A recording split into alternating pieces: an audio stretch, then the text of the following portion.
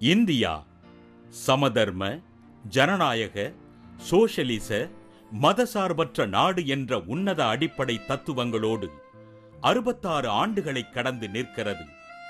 இங்கு பல இன, மொழி, சாதி மதங்களை கொண்ட மக்கள் வேற்றுமையில் ஒற்றுமையாய் வாழும் உன்னத நாடு. உன்னத திருநாட்டின் இன்றைய அவலநிலை பாரி. நாட்டின் வளம், மக்கள் பணம் கொள்ளை. மேல்மட்டமோ கோடிக்கணக்கில், கீழ்மட்டமோ லட்சக்கணக்கில். தட்டி கேட்கவோ நாதி இல்லை. காரணம், எல்லோரும் ஊழல்.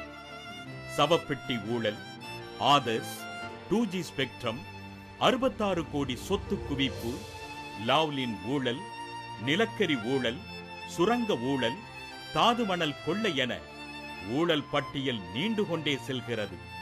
இப்படி ஊழலினால் இந்தியாவின் வளங்கள் திருடப்படுகிறது. அன்று கிழக்கிந்திய கம்பெனி இந்தியாவை அடிமைப்படுத்தியது. இன்று பிஜேபியும் காங்கிரசும் இணைந்து தனியார் கம்பெனிகளுக்கும் வெளிநாட்டு கம்பெனிகளுக்கும் அமெரிக்காவுக்கும் இந்தியாவை அடிமைப்படுத்துகிறது. பாரதிய ஜனதா கட்சியினர் 2001க்குள் 1045 வெளிநாட்டு கம்பெனிகளுக்கு 13,000 வெளிநாட்டு பொருட்கள் விற்கும் சந்தையாக இந்தியாவை ஆக்கினார்கள். 2008இல் அணுசக்தி ஒப்பந்தம் 123 என்ற ஒப்பந்தத்தின் மூலம் அமெரிக்காவிற்கு இந்தியாவை அடிமையாக்கியது காங்கிரஸ் அரசு. பிஜேபியும் காங்கிரசும் கூட்டாக இந்தியாவை விற்கின்றார்கள். அரசு ஒரு டன் இரும்பு கனிமம் 26 ரூபாய்க்கு ரெட்டி சகோதரர்களுக்கு விற்றது. ஆனால் அவர்களோ ஒரு டன் இரும்பு கனிமத்தை 7,000 ரூபாய்க்கு ஏற்றுமதி செய்து கோடிக்கணக்கில் ஆதாயம் அடைகிறார்கள். கோதாவரி ஆற்றுப்படுகையில் எடுக்கப்பட்ட எரிவாயுவுக்கு 91,000 கோடி அம்பானிகளுக்கு வரிவிலக்கு செய்துள்ளது. தமிழக அரசோ 11 பைசாவுக்கு 1 லிட்டர் தண்ணீரை கொக்கோ கோலா, பெப்சிக்கு ஒதுக்கீடு செய்துள்ளார்கள். ஆனால் அவர்களோ 1 லிட்டர் 24 ரூபாய்க்கு விற்கிறார்கள். தினமும் லட்சக்கணக்கான லிட்டர் தண்ணீரை பூமியிலிருந்து உறிஞ்சுகிறார்கள். அரசின் தவறான பொருளாதார கொள்கைகளால் விலைவாசி விண்ணை முட்டுகிறது. பால் விலை உயர்வு, பஸ் கட்டண உயர்வு, 4,000 கோடி வாட் வரி, பெட்ரோல் டீசல் விலை அவ்வப்போது உயர்வதால் அரிசி முதல் காய்கறிகள் வரை வாங்க முடியாத நிலை. டாடா அம்பானிகளுக்கு பல ஆயிரம் கோடிகளை மானியமாகவும் சலுகைகளாகவும் வழங்கும் அரசுகள் ஏழைகளை பற்றி ஏறெடுத்தும் பார்ப்பதில்லை. ஏழைகள் நாளுக்கு நாள் வறுமையில் வாடக்கூடிய சூழல். மனிதன் வாழ அத்தியாவசியமான குடிநீர் இன்று ஆயில் கலந்தும் சாக்கடை கலந்தும் வருகிறது. ஏழைகள் மட்டுமே கல்வி பயிலும் அரசு பள்ளிக்கூடங்களோ ஆசிரியர் பற்றாக்குறையோடும் வகுப்பறை குறைபாட்டோடும் காணும் சூழல். இன்னும் சில இடங்களில் மரத்தடி பள்ளிக்கூடங்களும் இருக்கத்தான் செய்கின்றன. அரசு மருத்துவமனைகளோ பெருச்சாலிகளின் புகலிடமாக காட்சி தருகிறது. இது மட்டுமல்லாமல் ஏழைகளின் வாழ்வில் மண்ணை போடுவது போல் டாஸ்மார்க் என்று சொல்லிக்கொண்டு மதுபான கடைகள் அரசே நடத்துவதுதான் வேடிக்கை. மக்களின் அடிப்படை தேவைகளான தண்ணீரையோ கல்வி மற்றும் மருத்துவத்தையோ அரசே ஏற்று நடத்துவதற்கு விரும்பாமல் தனியாருக்கு ஊக்கம் கொடுத்துவிட்டு மக்களின் வாழ்வை சீரழிக்கும் மதுபானத்தை மட்டும் அரசே முன்னின்று நடத்துகிறது என்றால் மக்களே சிந்தித்து பாருங்கள். தவறான வெளியுறவு கொள்கைகளினால் மனிதாபிமானம் செத்துக் கொண்டிருக்கிறது.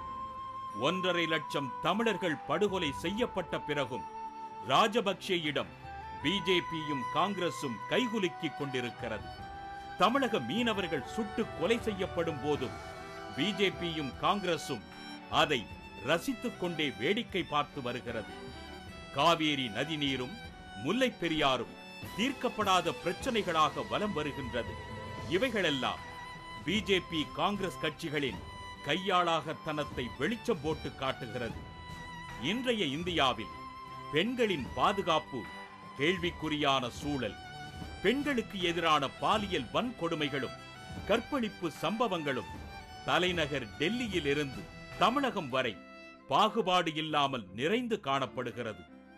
அதேபோல் தாழ்த்தப்பட்ட பிற்படுத்தப்பட்ட சிறுபான்மையினரின் பாதுகாப்போ அந்தோ பரிதாபம்.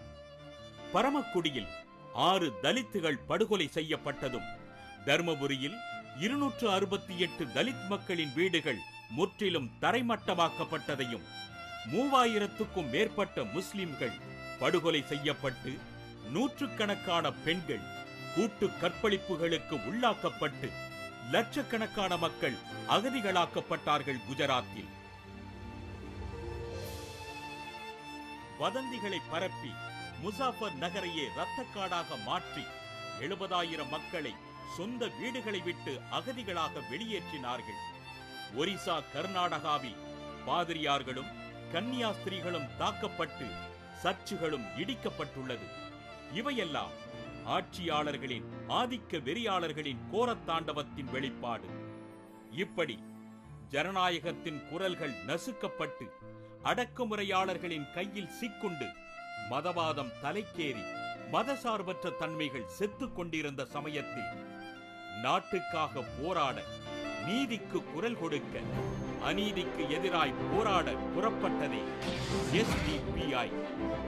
ஏழைகளின் ஒளிவிளக்காய் தாழ்த்தப்பட்ட பிற்படுத்தப்பட்ட சிறுபான்மையின மக்களின் பாதுகாவலனாய் உதித்ததுதான் SDPI என்ற தேசிய அரசியல் கட்சி. பிறக்கும் போதே வலுவான கட்டமைப்புடன் 10 மாநிலங்களில் மாநில கமிட்டியுடன் கால்தடத்தை பதித்தது. தமிழ்நாடு, கேரளா, கர்நாடகா, கோவா, மேற்கு வங்கம், ஆந்திரா, ராஜஸ்தான், மணிப்பூர், மகாராஷ்டிரா. கடந்த 5 ஆண்டுகளில் டில்லியை தலைமையிடமாக கொண்டு இந்தியாவின் 23 மாநிலங்களில் தனது விழுதுகளை ஆழமாக பதிய வைத்துள்ளது. இந்தியாவின் மேற்கே ராஜஸ்தானில் இருந்து கிழக்கே மணிப்பூர் வரை, வடக்கே டெல்லியில் இருந்து தெற்கே குமரிமுனையம் தமிழகம் வரை விரிந்து பறந்துள்ளது.